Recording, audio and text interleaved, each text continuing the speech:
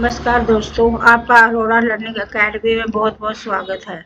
जैसे कि आपने देखा कि हमने पिछले गोस्वामी तुलसीदास जी के पहले पाठ में हमने पहले उनके जीवन में, उनकी रचनाओं में और उनके पद परिचय के बारे में सारी जानकारी प्राप्त की। अब हमने उसके बाद दूसरी वीडियो में हमने गोस्वामी तुलसीदास जी के 5 दोहों के बारे में जानकारी प्राप्त की। आज हम 6ठे दोहे से स्टार्ट कर रहे हैं। देखो, गिरजा संत समागम सब ना लाभ कुछ आन, बिनु हरि कृपा ना होई सो, गाविये वेद पुराण। अर्थात कवि कहते हैं कि शिव जी और पार्वती जो संतों के सम्मेलन में महिमा का वर्णन करते हुए कहते हैं कि हे पार्वती, संतों के साथ मिलकर बैठकर उनके विचार और के समान संसार में कुछ और भी लाभकारी नहीं है, और संत समागम में श्री राम की कृपा के बिना नहीं मिलता, ऐसे वेद पुराणों में कहा गया है। इसका कहने का कवि जी का कहने का अभिप्राय है कि वो शिव जी और पार्वती जी को भी समझाते हुए श्री राम नाम की महिमा का गुणगान करते हुए कहते हैं कि शिव और पार्वती भी यदि संतों के साथ मिलकर उनकी महिमा का गुणगान करते हैं तो और पार्वती के साथ मिलकर उनके विचारों से संसार में लाभ प्राप्त होता है। संत समागम में श्री राम की कृपा के बिना नहीं मिल सकता, ऐसा वेद पुराणों में भी कहा गया है। संत समागम प्रभु कृपा से प्राप्त होता है और इसके बाद लाभ कर संसार में कुछ भी नहीं है। इसमें भाषा अवधि का प्रयोग किया गया है। 7वें दोहे में पर सुख संपत्ति देख सुने, जही ना जे जड़ बिन आग, तुलसी तिनके भागते चले भलाई भाग।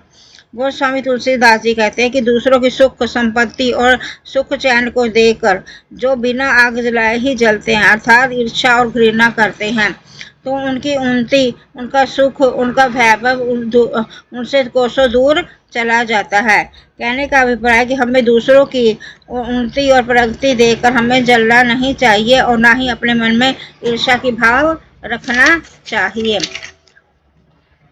8वें दोहे में कहते हैं, साहब ते सब सेवक बड़ो, जो निज धर्म सुजान, राम बाद उतरे उधी, लाग गए हनुमान।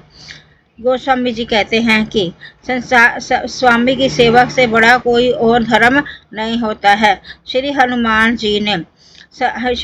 जी ने राम की भक्ति को अपना आधार बनाकर बिना पुल बनाए ही पूरा समुद्र को लांघ लिया था, अर्थात उनका विश्वास और भरोसा उनके प्रभु पर अपार था। इसलिए उनकी कृपा से वो बिना किसी रुकावट के समुद्र को पार कर गए। 9वें अध्याय में सची वेद गुरु तनि जो, प्रिय बोली भय आस, भयु आस, राज धर्म तन तिनी कर, होई बेघु नाश। गोस्वामी जी कहते हैं कि राजा के मंत्री, वेद और गुरु, ये तीनों राज भय अर्थात बिना किसी लोभ या लालच में किसी की बात मान लेते हैं अथवा उनकी हाँ में हाँ मिलाते हैं तो उनका शीघ्र पतन और विनाश हो जाता है। तुलसीदास जी मानना है कि रावण के भय से उसका सभासद सदा ही उसकी हाँ में हाँ मिलाता था, इसलिए उनका विनाश हो गया। इसलिए हमें चापलूसी से बचना चाहिए। इसमें भाषा अवधि और ब्रज का प्रयोग किया गया है। 10वें अध्याय में बिनु विश्वास भक्ति नहीं, ते ही बिन द्रवी न आस, राम कृपा बिनु सपने हूँ, जीवन लह विश्राम। कवि कहते हैं कि बिना भगवान पर विश्वास किए उसकी भक्ति नहीं हो सकती। विश्वास से रहित भक्ति में श्री राम ने अपने भक्त पर दया नहीं करते हैं, और राम की कृपा के बिना स्वप्न में भी जीवन में चैन नहीं मिलता है। विश्वास और भक्ति से ही हम परमात्मा की प्राप्ति कर सकते हैं। ईश्वर की भक्ति से उस पर पूर्ण विश्वास रखना चाहिए और तभी हमें ईश्वर की कृपा प्राप्त होती है। इसमें भाषा अवधि और ब्रज दोनों का प्रयोग किया गया है। यदि आपको हमारा चैनल पसंद आया हो, हमारी कही हुई बातें आपको समझ में आती हों, तो आप हमारा चैनल ज़्यादा से ज़्यादा लाइक और सब्सक्राइब कीजिए। बहुत बहुत धन्यवाद।